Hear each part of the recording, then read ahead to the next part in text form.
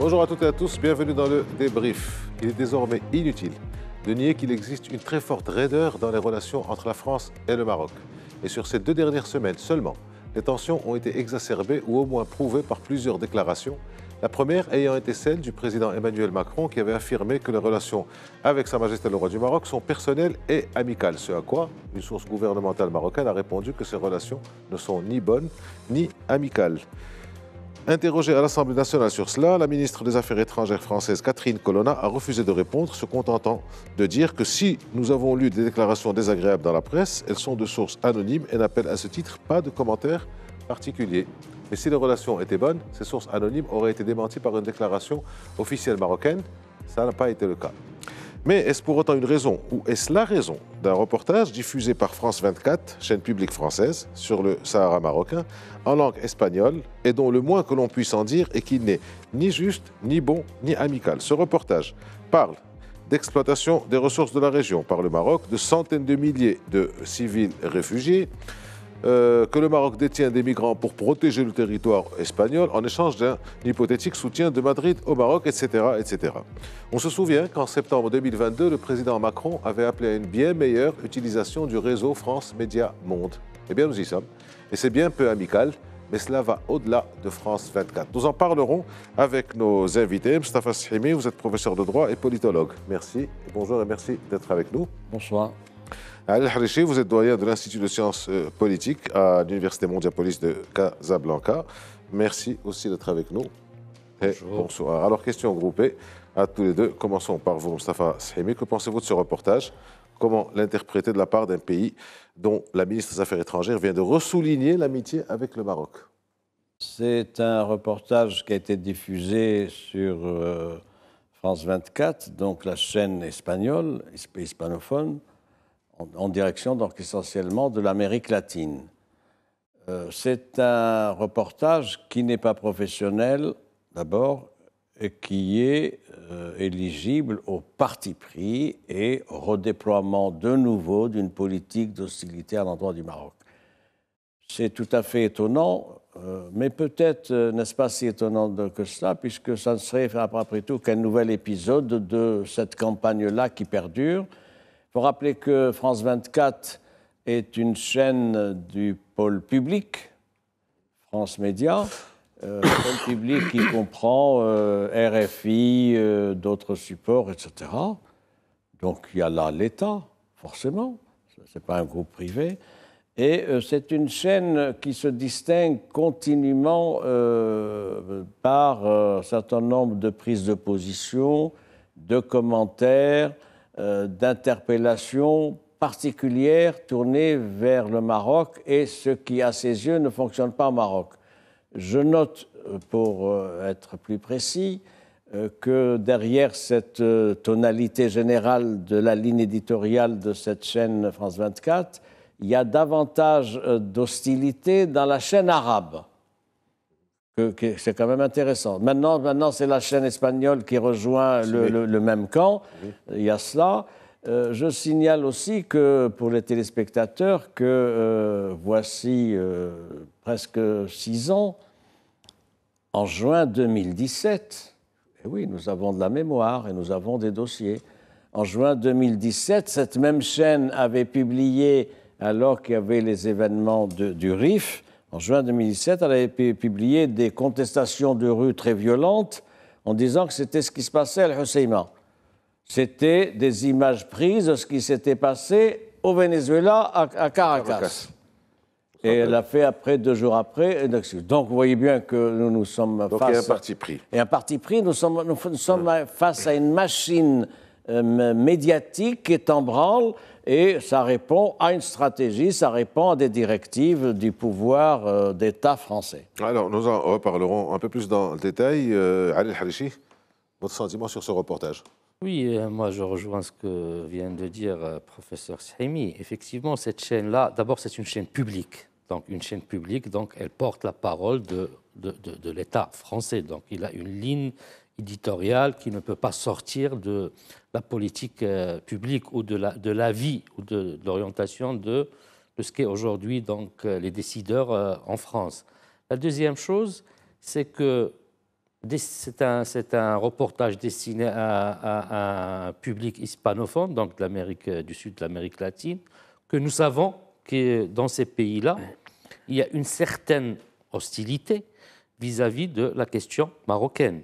On commence par Cuba et puis les autres pays, bien que le Maroc, pendant quand même ces 20 dernières années, a fait beaucoup de travail et beaucoup de pays d'Amérique du Sud et de l'Amérique latine qui se sont alignés sur la position du Maroc. Donc, cette chaîne, la chaîne France 24, aussi dans ce qui est c'est-à-dire qui est arabophone, donc nous notons souvent cette hostilité vis-à-vis du Maroc. Et ça, dans la majorité des émissions qui parlent du Maroc, nous voyons une hostilité et on se pose la question. On se pose la question parce qu'il y a quand même des Marocains qui travaillent dans cette chaîne. Et celle-là, c'est une question qu'on se pose. C'est-à-dire, avec ces piqûres qui reviennent... Quand on voit le sort réservé à Rachid Barké dans une autre chaîne, on peut comprendre qu'ils soient un peu discrets, les Marocains qui travaillent dans cette chaîne. Non, mais parfois, qui travaillent dans cette chaîne, et on les voit sur les sujets qui concernent le Maroc. Donc, nous ne redemandons que de la neutralité, donc une certaine neutralité et une certaine analyse, et faire appel aux personnes des deux côtés, si vous voulez, mais avec un certain recul. Mais maintenant, le reportage que nous avons vu, c'est un reportage quand même qui est destiné pour... on voit vraiment de l'hostilité vis-à-vis du Maroc, et puis on en parlera tout à l'heure. Alors, on va plus entrer dans le détail avec vous deux, Mustafa Shehimi et Ali El-Harichi. Donc, on se rappelle, je le disais en présentation, en ouverture, c'était le 1er septembre 2022, le président Macron s'adressait au corps diplomatique et il avait dit cette phrase: « Nous devons beaucoup mieux utiliser le réseau France Média Monde pour la défense de nos politiques. » Ça avait créé une molle protestation des journalistes de France 24 et puis plus rien. Et dans ce reportage, donc, comment on peut expliquer donc, les mots qui ont été utilisés? Alors c'est franchement inamical et surtout faux. Donc des centaines de milliers de réfugiés, parlant certainement des séquestrés de Tindouf, dont personne ne connaît le chiffre d'ailleurs. Les pays qui soutiennent le Maroc ont des entreprises implantées au Sahara marocain. Un deal entre le Maroc et l'Espagne qui voudrait que, contre la protection des frontières espagnoles de tous les migrants qui voudraient passer en Europe, l'Espagne soutient le Maroc, donc blocage des Marocains contre le soutien. Comment expliquer ces mots qui sont carrément hostiles? On ne peut pas dire les choses autrement. Vous avez raison de le relever, il faut déconstruire d'abord la combinaison qui nous a été présentée. Les centaines de milliers de réfugiés. Qu'est-ce qu'elle en sait, cette chaîne? Nous avons des chiffres, c'est 40 000. Depuis des années, l'Algérie, le mouvement séparatiste, soutiennent 125 000, sans qu'il y ait une vérification faite. Il y a aucune... Vous savez, c'est un chiffre qui a été donné depuis 2006-2007, je puis vous le dire, nous travaillons sur ce dossier depuis longtemps. C'est depuis 2006-2007 que ce chiffre est à 125 000, comme s'il n'y avait pas une natalité, etc. C'est-à-dire qu'ils ne sont même pas cohérents dans le montage de leurs chiffres. Bien, nous savons que nous par des ONG qui ont travaillé sur place, que c'est 40 000. Nous savons aussi que dans ces réfugiés, on ne le répétera jamais assez, il n'y en a que 20% qui sont d'origine sahraoui. Il faut que ça soit dit et redit. C'est d'ailleurs sur la base de ces données que l'Algérie refuse le recensement, qui a été demandé à maintes reprises dans toutes les résolutions du Conseil de sécurité, qu'elle s'oppose à ce que l'ACR puisse sur place identifier les réfugiés. Pourquoi? Pour une première raison, parce que le chiffre 125 000 permet de tripler le volume de l'aide alimentaire, notamment du programme alimentaire mondial. Et deux, c'est une économie mafieuse de contrebande, puisque les produits sont détournés vers les marchés du Sahel, en Mauritanie, Niger, Tchad, etc. J'ajoute que l'actualité est là aussi pour dire, c'est un rapport qui a été fait dans le cadre d'une équipe indépendante qui a travaillé sur les aides du PAM, Programme alimentaire mondial, pour la période 2019-2022. c'est des informations qui ont été données il y a quelques jours seulement, où dans ce rapport, je le répète, mené par une équipe indépendante, il a été établi le détournement de l'aide alimentaire. Donc l'histoire, France 24 qui dit des centaines de milliers, c'est du grand n'importe quoi. Deuxième élément, quand cette chaîne dit « Ah, il y a soutien du Maroc parce que les pays concernés ont des entreprises implantées au Maroc », c'est une contre-vérité grossière. La chaîne n'a qu'à prendre la peine de voir quels sont les investisseurs qu'il y a dans les provinces sahariennes. Ce sont des chiffres publics au ministère marocain du commerce et de l'industrie, auprès des chambres de commerce, etc., pour voir qu'il n'y a aucun lien entre le soutien d'un certain nombre de pays à la cause du Sahara marocain et les implantations de leurs entreprises éventuelles. Troisième élément aussi, dit « Ah, on fait du chantage à l'Espagne » et du fait que nous aurions cette carte de la migration. Sérieusement, est-ce qu'on peut réduire la nature et la dimension des relations entre Madrid et Rabat à cette histoire-là? Pas du tout. L'Espagne est devenue le premier investisseur, le premier partenaire au Maroc depuis des années, depuis 2012, 2013, 2014. Et oui, la France est troisième maintenant, parce qu'il y a des flux commerciaux, il y a des flux d'échanges, il y a des partenariats, il y a des centaines d'entreprises espagnoles qui sont installées, le Maroc offre des opportunités d'investissement, etc. Quel est le chantage? La question de la migration fait partie des éléments qu'il y a dans les relations entre le Maroc et Madrid, mais aussi entre le Maroc et l'Union européenne. Donc tout ça, c'est une déconstruction qu'il faut faire. Plus encore, il faut la dénoncer, ça relève de la propagande. Oui, en effet, c'est de la propagande. Moi, je saute sur la migration. D'abord, le Maroc est le seul pays en Afrique qui a fait une stratégie nationale de l'immigration et de l'asile en 2013. Donc le Maroc est devenu un pays d'accueil et non seulement un pays de transit. Alors là, on se pose la question, comment le Maroc... Parce que là, sur les trois éléments qui ont été posés, on voit quand même qu'il y a quelque chose qui n'est pas... qui a du faux. Qui a du faux et du fallacieux. En disant qu'il y a un chantage avec l'Espagne. Ben voilà, l'Espagne, c'est le premier partenaire commercial du Maroc. Quel chantage on va faire? Et même quand on avait des... Ça aurait été bien de laisser les Espagnols s'exprimer sur ça.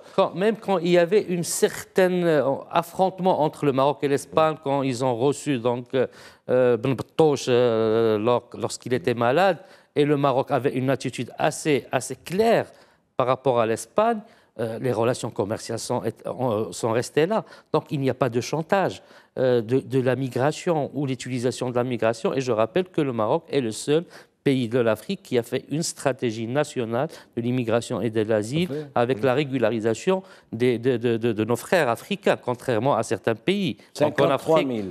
Non, 53 000. Contrairement à certains pays de l'Afrique du Nord, qui ont une attitude assez hautaine par rapport à cette question.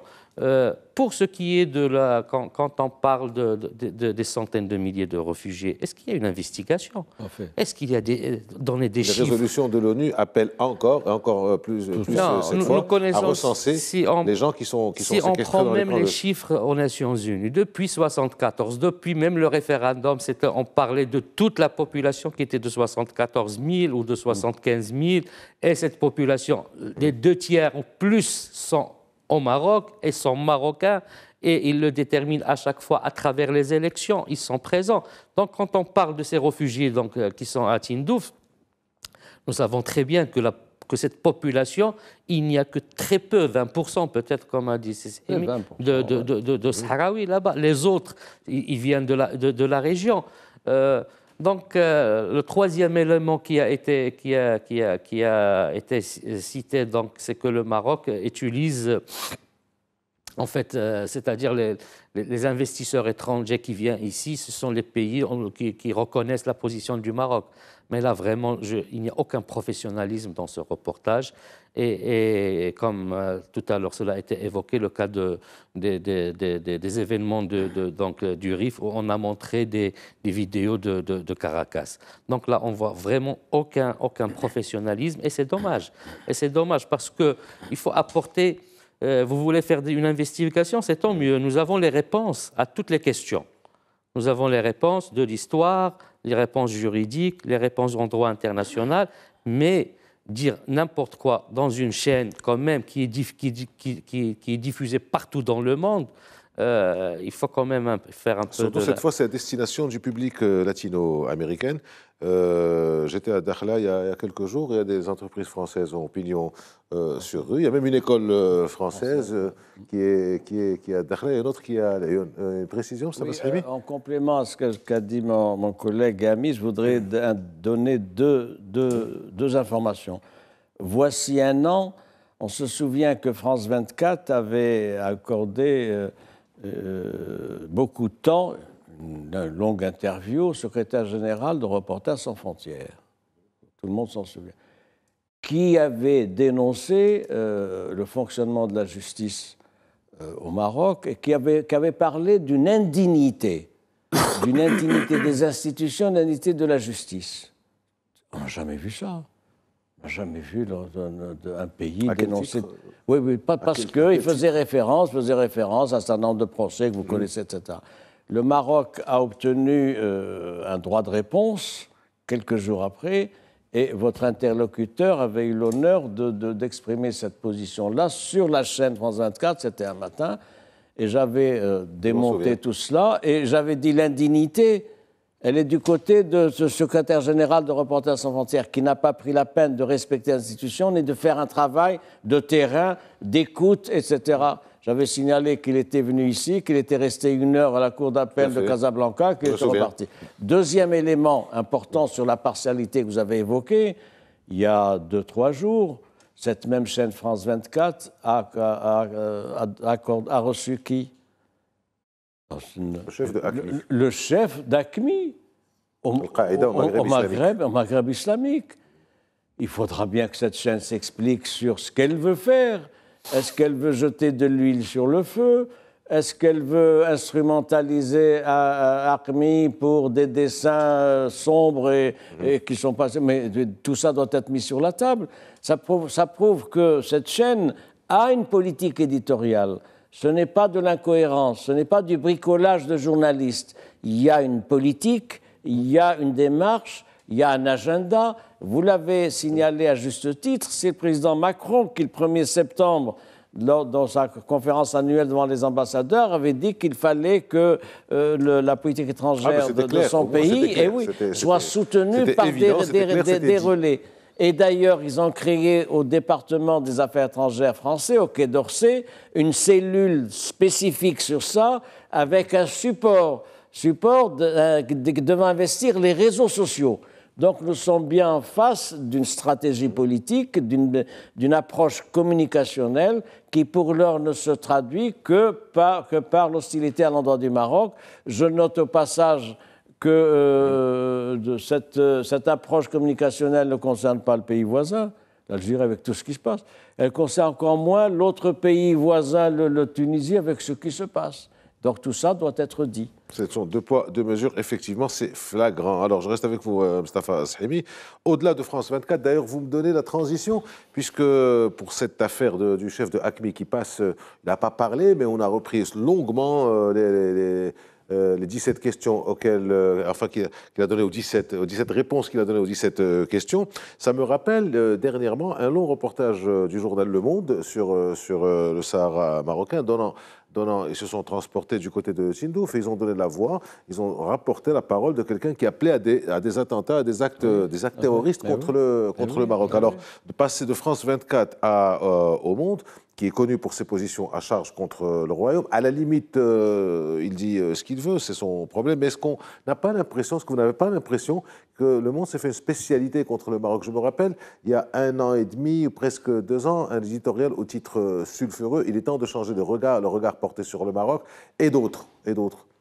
C'est une politique historique de réserve, voire d'hostilité du journal Le Monde à l'endroit du Maroc. Ça remonte loin. Le Maroc, le Monde n'a jamais été favorable au Maroc depuis les années 60.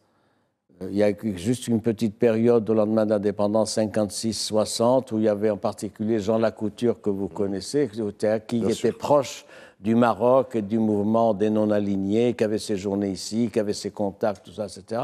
Mais depuis les années 60, il y a toujours cette tonalité générale de réserve, de recul, critique à l'endroit du Maroc.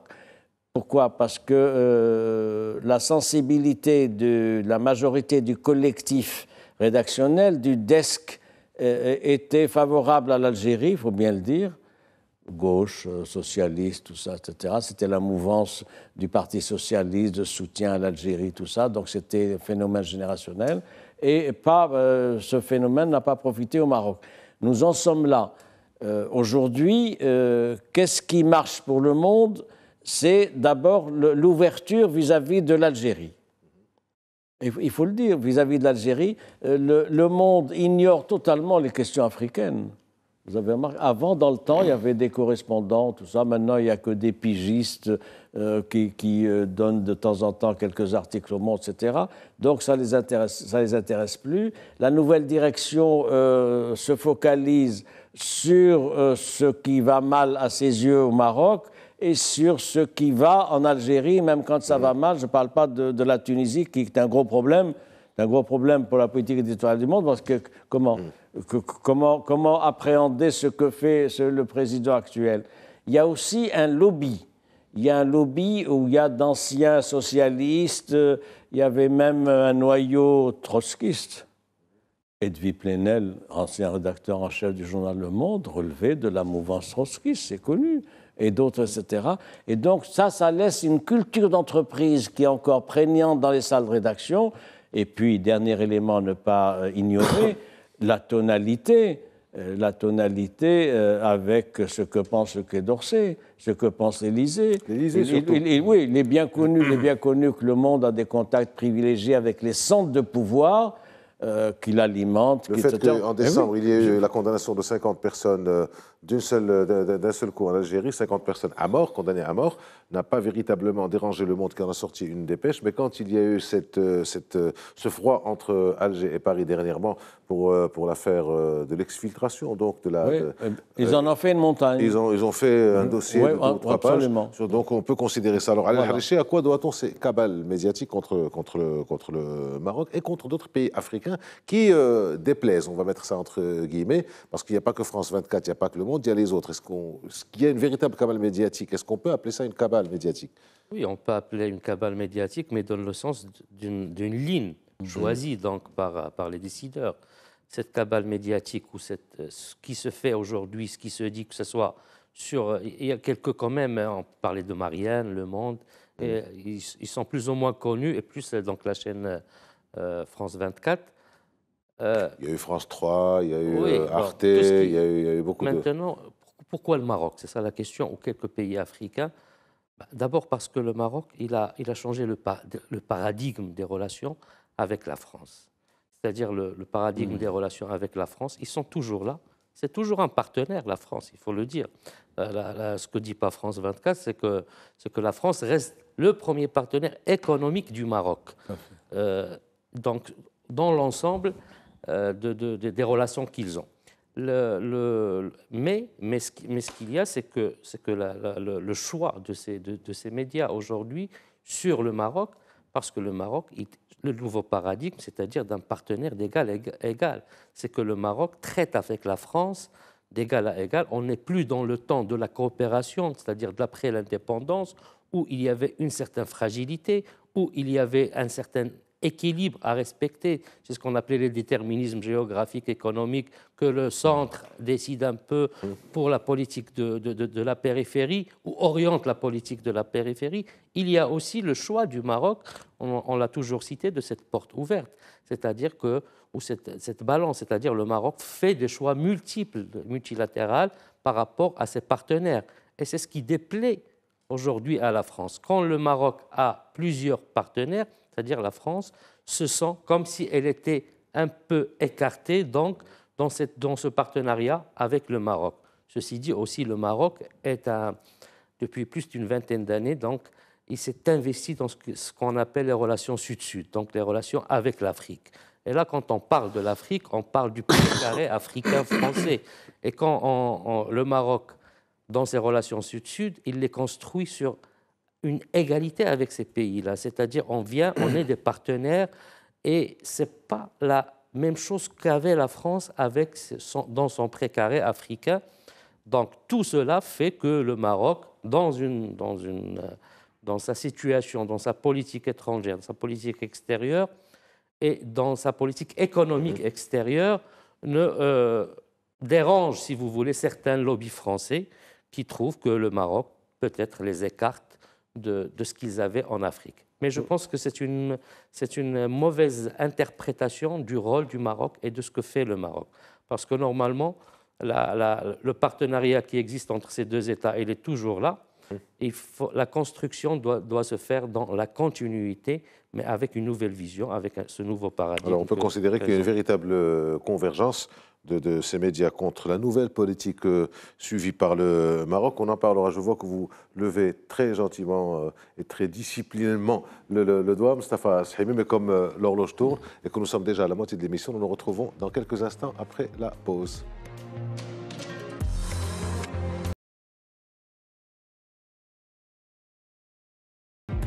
Allez, c'est parti pour cette deuxième partie du débrief consacrée cette semaine à ce reportage étrange, curieux, surprenant et franchement inamical de France 24 espagnol sur le Maroc et sur son Sahara, avec un tissu de fausses informations. Nous décryptons ça pour celles et ceux qui nous rejoignent avec Mustapha Shehimi et Ali El-Harichi. Juste avant la pause, Mustapha Shehimi, donc je disais, vous leviez le doigt d'une manière très disciplinée pour demander la parole sur cette question de convergence. Alors, est-ce qu'on peut effectivement parler d'une politique convergente d'une partie de la presse française contre le Maroc, d'une sorte de tir groupé d'une certaine partie de la presse française contre le Maroc, surtout que je ne vous apprends rien. Il y a eu dernièrement, quelques semaines, un dîner qui était censé être discret, voire même secret, entre le président de la République et une dizaine d'éditorialistes. Est-ce qu'on peut penser qu'il y a quand même une convergence, et une convergence qui serait dictée, pour dire les choses par appeler les choses par leur nom? Qu'il y ait des pressions, des éléments de langage donnés par l'Élysée, accessoirement le Quai d'Orsay, à un certain nombre de médias français pour ce qui est de différentes questions intéressant la France, et que dans ces questions-là, il y ait le Maroc, n'étonnera personne. D'où c'est encore plus vrai pour ce qui est des supports relevant du pôle public. Pôle public, on en a parlé, mais il y a aussi des supports relevant du pôle privé, mais qui ont des relations privilégiées, j'allais dire de dépendance économique et financière, avec l'État français. Pourquoi ? Parce qu'il y a une aide financière importante de l'État français aux journaux français, fussent-ils privés. Et oui, il y a un fonds de soutien, et c'est des millions et des millions d'euros, c'est important. Même le journal de Le Monde est un journal qui est bien loti à ce sujet, par d'un financement public. Évidemment, c'est discret, mais il faut le savoir. Ça, c'est le premier élément de convergence. Je note un deuxième élément de convergence objective, je ne peux pas dire autre chose, objective, entre cette politique du président Macron et la politique du pays voisin du président Tebboune. Pourquoi ? Vous avez pu relever qu'il y a une mobilisation maintenant du locataire actuel du palais de Mouradia à Alger, mobilisation pour réactiver et remobiliser un certain nombre de réseaux sociaux en France, en Belgique, ailleurs, etc., pour des opérations ponctuelles contre le Maroc. Il y a une feuille de route et vous allez voir dans les prochaines semaines comment va se traduire cette priorité. Il y a une deuxième priorité qui est fixée par le président Tebboune à ces mêmes réseaux sociaux, c'est de présenter un autre visage de l'Algérie telle qu'elle est aujourd'hui et de parler d'une nouvelle Algérie. C'est le thème d'ailleurs de son mandat aujourd'hui, voilà. Son mandat. Et il a en tête évidemment les élections présidentielles de décembre de 2024 où il va solliciter un second mandat. On verra. Donc ce que je note, c'est la convergence intéressante entre une approche particulière de l'Algérie avec ces deux volets, un volet politique intérieur, donc le blanchiment, j'allais dire, de ce que fait le pouvoir Tebboune, et de l'autre côté, l'hostilité à l'endroit du Maroc. Ça recoupe ce qui est entrepris par le pôle français. C'est pour ça que j'ai parlé de convergence objective, c'est-à-dire qu'ils se retrouvent en fait, mais je ne suis pas sûr qu'il y ait une concertation, quoique la question mérite d'être posée. Je souris au terme de blanchiment que vous avez employé. Alors, peut-être que tout ça, Ali El-Harichi, vient de l'actualité. Que c'est une actualité marocaine qui fait qu'on parle du Maroc beaucoup trop à ce qu'on peut voir dans la presse française. Mais cette actualité n'est-elle pas un peu suspecte? Alors c'est l'actualité, c'est le Parlement européen, c'est la corruption supposée au Parlement européen, c'est les écoutes supposées du logiciel Pegasus qu'on ressort, c'est les droits humains qu'on sort à la demande ou à la commande. Mais il n'y a pas de reportage sur ce que fait le Maroc, parce que le Maroc, ça lui arrive aussi de faire des choses bien, mais non, c'est toujours à charge, c'est toujours négatif, c'est toujours mauvais, c'est toujours... Non, il y a une politique générale, je pense, aujourd'hui, qui va à l'encontre du Maroc. Pourquoi? Pour les raisons que nous venons de citer. Maintenant, la question qu'on peut se poser, parce que quand vous me dites, bon, Pegasus, le Parlement européen, je pense qu'on a même débattu ici.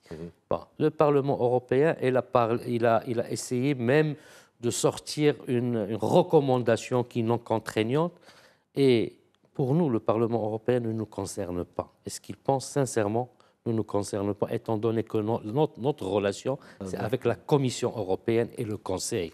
Et c'est le Conseil qui a approuvé, dernièrement, on a vu le commissaire européen qui s'est déplacé au Maroc pour la deuxième fois dans la même année. Et il y a 5 programmes d'aide et d'assistance au Maroc. Pourquoi? Parce que le Maroc est le contraire de ce qui se dit au niveau, que ce soit le Parlement européen, où il y a des lobbies, où il y a tellement de choses, et de ce que dit cette presse. C'est une réponse claire, c'est une réponse d'une institution européenne, la Commission européenne. La deuxième chose, quand on parle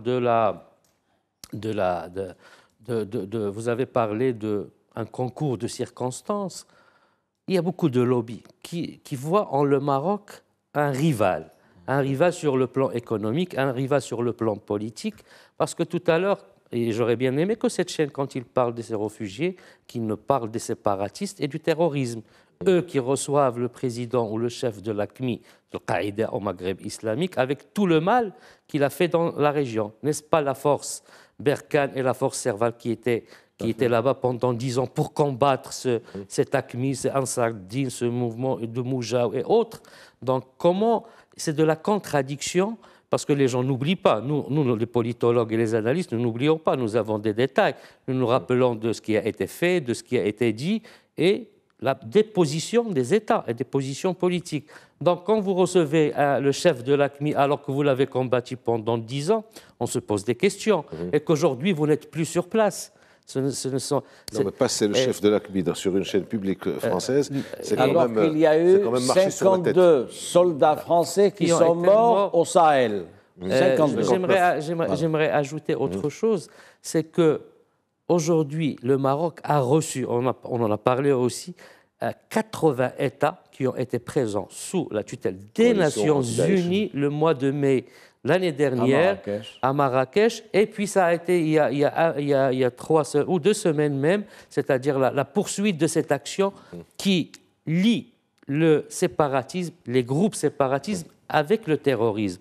Donc il faut avoir aussi une convergence dans l'analyse et dans la pensée et dans de l'incohérence. Moi je reviens à cette incohérence, de l'incohérence parfois de certains décideurs et de ces médias.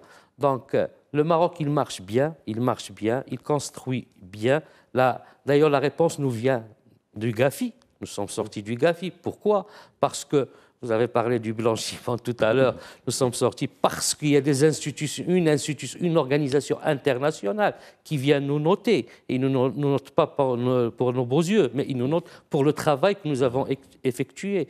pour les lois que nous avons accomplies pour accompagner cette lutte contre le blanchiment de l'argent, c'est-à-dire des capitaux. C'est une simple dépêche dans la presse française. Alors ça, c'est très important. C'est une simple dépêche. Ça montre que le Maroc, il est très sérieux, il est très crédible. Donc les réponses, ils sont là. Et la meilleure réponse, c'était la visite de M. Vichely, donc le commissaire général de la Commission, l'un des commissaires vice-président de la Commission européenne, et qui vient, c'est-à-dire concrétiser une action, c'est-à-dire de l'aide. On parle de 550 millions de dollars, je pense, d'euros. Donc, voilà les réponses. Voilà les réponses à ce genre de propagande. Et donc, le Maroc travaille, il marche, et il marche avec tous les partenaires qui veulent marcher avec lui, c'est-à-dire d'une manière égale, dans une égalité, dans un partenariat, et non pas dans on lui dicte plus, on lui dicte pas ce qu'il doit faire, parce que les forces aujourd'hui sont équilibrées. Alors, question pour vous deux encore une fois. Je commence par vous, Mustapha Shehimi. Donc, on parlait de France 24, liaison avec le Quai d'Orsay. Enfin, elle dépend du Quai d'Orsay. Alors, allons au Quai d'Orsay. La ministre actuelle, Catherine Colonna, a eu cette phrase pour répondre aux relations entre la France et le Maghreb. Nos trois pays, donc France, Maroc, Algérie, sont liés indéfectiblement par leur jeunesse, par leurs étudiants, par leur langue, par leur histoire, par les histoires familiales, des histoires imbriquées dans la grande histoire. Elle dit ça au moment où il n'y a pas d'ambassadeur marocain à Paris, il n'y a pas d'ambassadeur algérien à Paris. Alors c'est du déni, c'est de l'inconscience, c'est de l'insouciance. Et aussi, pourquoi lier toujours le Maroc à l'Algérie dans l'esprit des Français? Vous avez raison, c'est d'abord la difficulté à appréhender la situation actuelle et les rapports entre Paris et les deux pays maghrébins qu'elle a cités. Bien. Les parcours, l'historique de ces relations n'est pas le même. L'historique des relations entre Paris et Rabat, c'est un protectorat 1912-1956, c'est 44 ans, une parenthèse d'un protectorat. Tel n'est pas le cas de l'occupation coloniale de la France en Algérie de 1830 à 1962. 132 ans, c'est au moins 4 générations. Ce n'était pas vraiment une colonie, c'était une possession. Oui, c'était une colonisation de peuplement, c'était des départements français. Il y avait 3 départements français, Alger, Oran, Constantine. Il y a un autre point de différence. Nous n'avons pas de problème d'histoire mémorielle avec la France. Pourquoi? Parce que le protectorat était superficiel. Et donc, l'identité marocaine était ce qu'elle était, elle est restée ce qu'elle était, etc. Ce qui n'est pas le cas de l'Algérie. Et dernier point, vous l'avez relevé aussi, qu'est-ce que c'est que cette manière d'appréhender le Maghreb à travers deux pays? Elle n'a même pas parlé de la Mauritanie et de la Tunisie. Non, Maroc, Algérie. Réduire le Maghreb à 2 pays. Et donc, ça prouve que conceptuellement et diplomatiquement, les relations avec Rabat ne sont vues qu'à l'aune de ces mêmes relations avec l'Algérie. C'est ça qui est compliqué. C'est d'ailleurs le tropisme.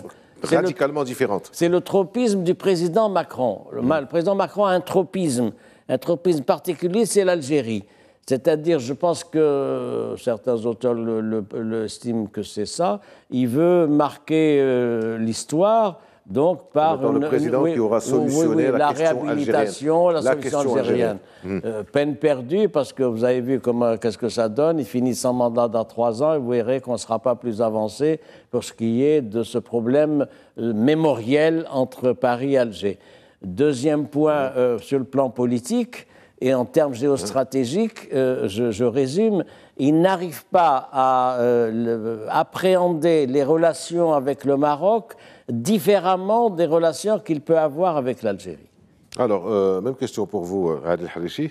Il n'y a toujours pas d'ambassadeur marocain. Donc, si Mohamed Ben Chaïboun est entré au Maroc en octobre, si ma mémoire est bonne, et qu'à partir du 19 janvier, sur instruction royale, il a fini sa mission.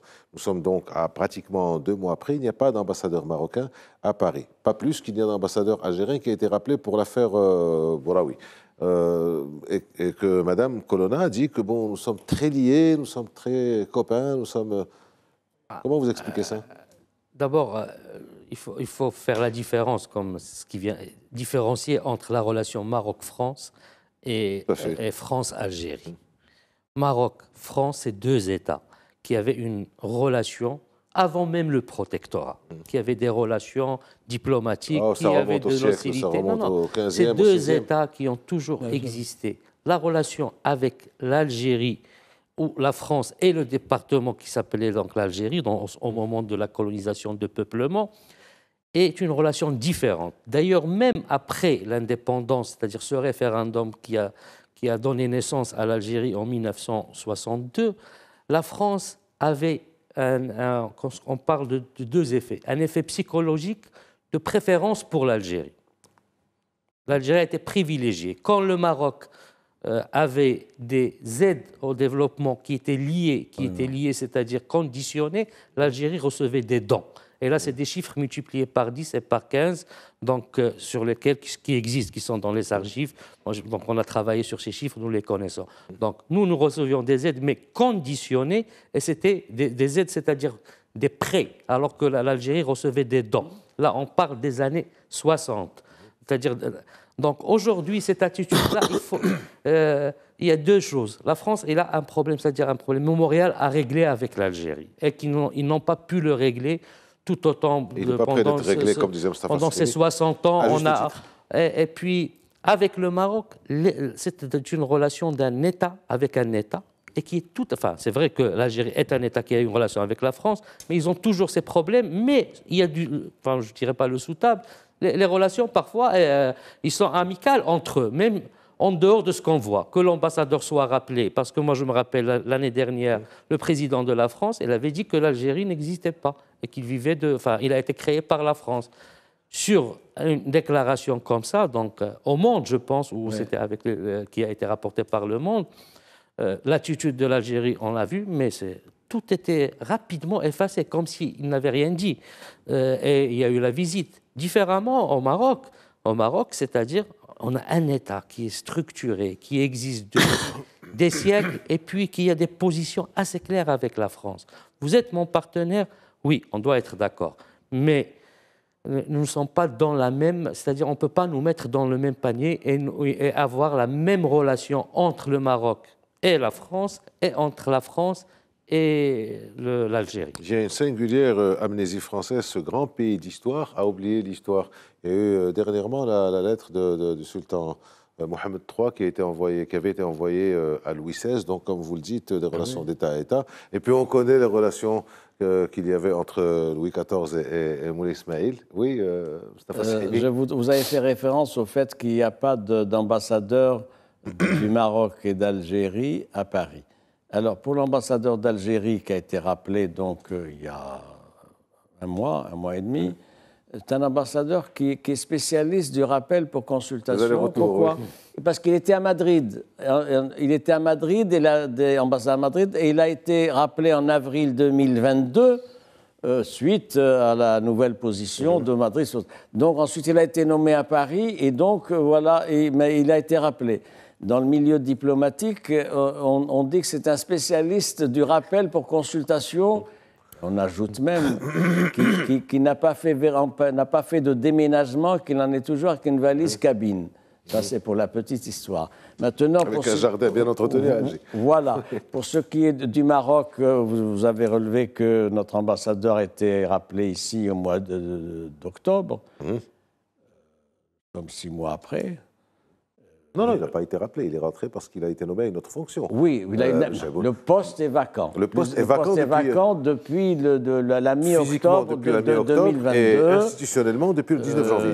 De 18 octobre, on aurait pu penser normalement que le poste soit pourvu un mois et demi après, le temps qu'il y ait les procédures d'agrément, etc. Ce n'est pas le cas.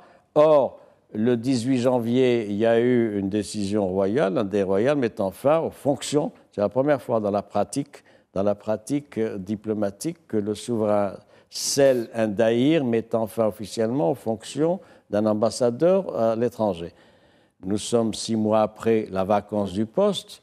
Je doute que dans un avenir prévisible, cette situation soit réglée. Pourquoi ? Parce que c'est lié à l'amélioration significative des relations entre Paris et Rabat et aux signes qu'émettra Paris dans cette direction. Alors revenons au président Emmanuel Macron. Une visite du chef de l'État français était prévue sur notaire au Maroc. Donc, il avait annoncé ça lui-même de retour d'Alger, donc début septembre. Il avait annoncé ça lui-même dans la rue où je serai au Maroc fin octobre. Pas de Maroc fin octobre. Et puis, Madame Colonna était dans nos murs le 15 décembre et avec notre ministre des Affaires étrangères, avait annoncé une visite du président Macron avant la fin du premier trimestre, qui aura lieu donc dans une dizaine de jours. Elle a reparlé dernièrement à l'Assemblée nationale, mais ça, elle n'a plus parlé de visite. De quoi c'est le signe? Le fait qu'il y ait une visite tout le temps reportée, puis qu'on n'en parle plus.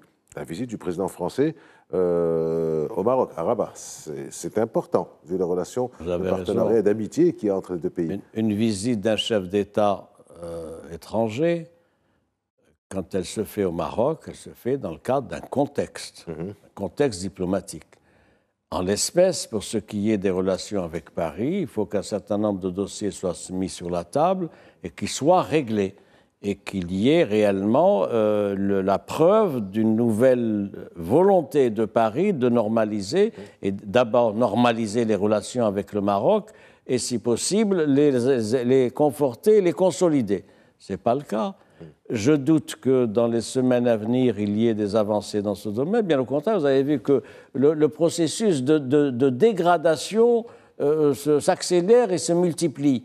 Malgré la visite de Mme Catherine Colonna, ministre des Affaires étrangères, malgré les déclarations, etc. Il y a quelques jours, le président français a essayé de s'expliquer dans une interview à Paris Match, vous le savez, en disant oui, nous allons nouer des rapports nouveaux avec les deux pays, tout ça, etc. Mais il y a des questions de fond qui sont sur la table. Et je doute qu'il puisse y avoir un agenda présidentiel français au Maroc tant que ces questions ne sont pas réglées. C'est quand ça sera réglé. Ça, c'est le rôle de la diplomatie, des émissaires, des contacts informels, etc. Sans ambassadeurs. Voilà. C'est à partir de là qu'il y aura la nomination, le retour de la nomination d'un nouvel ambassadeur du Maroc à Paris, et ensuite qu'on pourra envisager éventuellement la visite du chef d'État français. Il y a des contraintes protocolaires. Il ne peut pas y avoir de visite de chef d'État français si le Maroc n'a pas désigné un ambassadeur à Paris. Donc nous en sommes là. Dans une dizaine de jours, c'est le Ramadan. Ce n'est pas une période favorable à la visite de Macron. En plus, il y a un certain nombre de prérequis qu'il faut... On l'aurait su, s'il devait venir, on l'aurait su. Non, il y a des prérequis. Il y a des prérequis. Ça aurait été annoncé par les Français, donc, certainement. on verra pour le printemps, on verra. Mon hypothèse, si vous m'aviez posé cette question, mais vous ne l'avez pas posée, mais je vous la pose. Voilà. Je ne sais pas laquelle c'est, mais je vous la pose. Je doute que d'ici l'été prochain, il y ait l'idée d'une visite du chef d'État français au Maroc. Mais tout est possible. Mais pour l'heure, c'est plutôt mal parti. Alors, Ali Harichi, allons-y. Clairement, quand on revient sur le reportage de France 24, on se rappelle du limogeage de Rachid Mbarki de BFM TV parce qu'il avait utilisé l'expression à l'antenne, l'expression Sahara marocain, à l'empêchement de Farhat Mehenni, donc le chef du mouvement kabyle, d'accéder, alors qu'il avait un pied dans le studio, d'accéder à son studio à CNews, donc de ne pas rentrer. On avait entendu le journaliste dire que ce sont certainement un coup de fil entre l'Élysée et le palais Moradier, le palais présidentiel algérien, plus France 23, plus Arte, plus Le Monde, plus tout ce qui s'écrit, qui se dit. Est-ce qu'on peut parler clairement, pour utiliser les termes qu'on utilise contre nous, on va les utiliser maintenant en flux inverse, est-ce qu'on peut parler d'une instrumentalisation de ces médias? Ben oui, c'est ce qu'on est en train de dire depuis tout à l'heure. Mais le terme instrumentalisation est un terme qui est fort. Oui, les médias, ils remplissent un rôle. Donc, s'ils remplissent un rôle, c'est qu'ils sont instrumentalisés. C'est-à-dire un rôle qu'on leur donne. Aujourd'hui, quand vous qu'ils acceptent. Oui, c'est des médias publics. Même s'il y a des médias privés, c'est Amy parlait c'est-à-dire les médias qui reçoivent les subventions de l'État. Mais ça nous renvoie aussi à cette question que je venais de citer, cette préférence parfois qui est là pour l'Algérie et qui ne se dit pas. Peut-être qu'il y a eu des périodes... C'est-à-dire que ce n'est pas aussi des instructions, entre guillemets, qui sont données pour ménager l'Algérie. Quand on parle d'instrumentalisation, allons-y, disons les choses telles qu'elles sont. Pour ménager l'Algérie, on a vu une visite du chef d'État français avec la moitié de ses ministres ou les 2 tiers en Algérie pour faire renouer ses rapports et de se réconcilier après une certaine mésentente et on a vu la visite du général algérien bon, voilà, juste avant le rappel de l'ambassadeur. Donc tout cela nous montre une certaine attitude française, c'est-à-dire avec l'Algérie, puisque vous avez parlé de Farhat Menni.